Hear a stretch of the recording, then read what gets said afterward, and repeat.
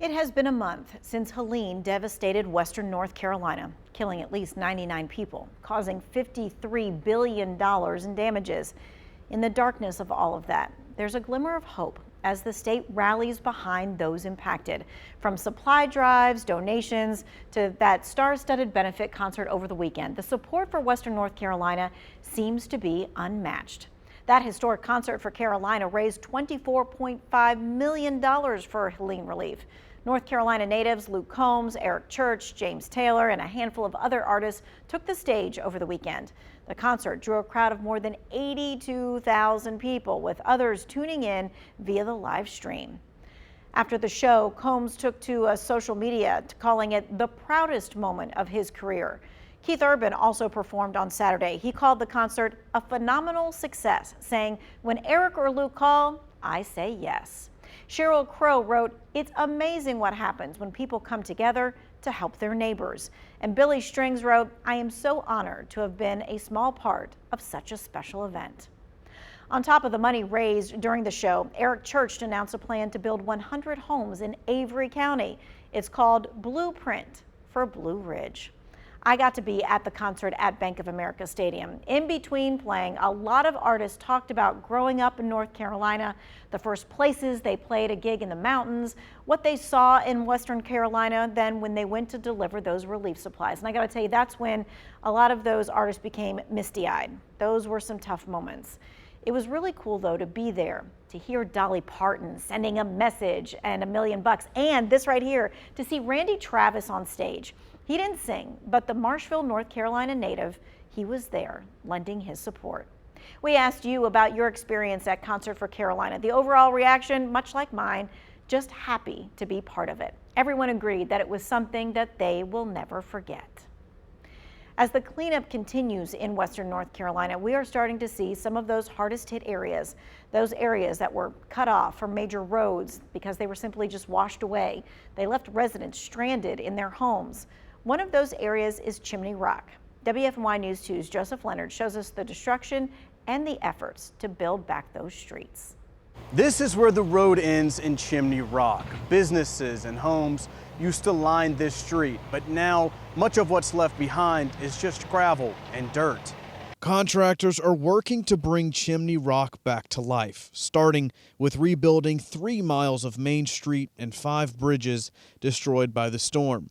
What was once a 2-lane road has now become an impassable valley. Hurricane Helene swept through, leaving dirt, rocks, and debris everywhere.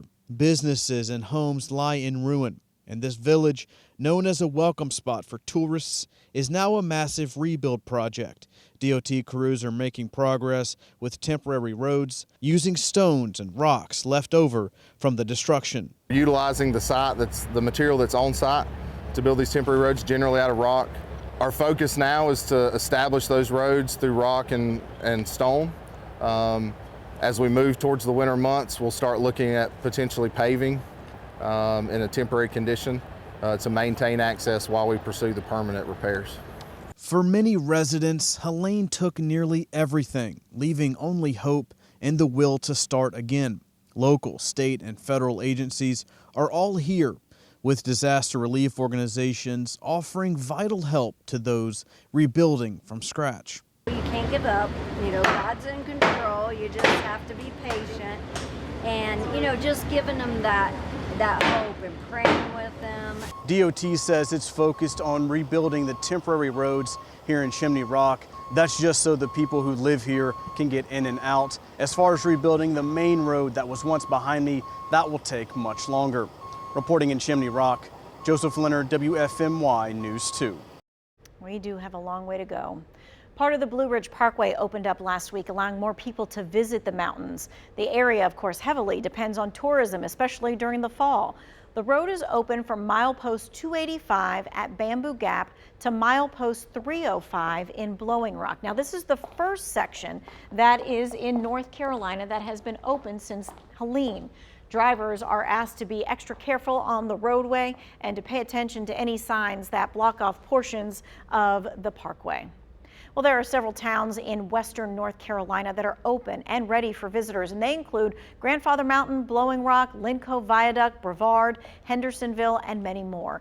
If you're planning to visit western North Carolina anytime soon, be sure to check to see what is open and who is allowing visitors. As of last week, FEMA has approved over $1.2 billion in assistance for communities that have been impacted. Over 130 of that will go to housing and other types of assistance for nearly 90,000 households. More than $524 million will go to debris removal and efforts to protect public health and safety. You know, volunteers have been vital for cleanup and recovery efforts. The American Red Cross says they are still in need of volunteers to help with going to that response. So this is what they need: volunteers to help serve meals, clean shelters, organize activities for those shelter residents. The Red Cross is operating 8 shelters for about 300 people across 7 counties. WFMY News 2 is hosting another supply drive to help western North Carolina. This time on Wednesday, it's going to be in Rockingham County. We're collecting new sleeping bags, new winter clothes. We're also asking for air mattresses. We'll be at Reidsville City Hall Wednesday from noon until 6.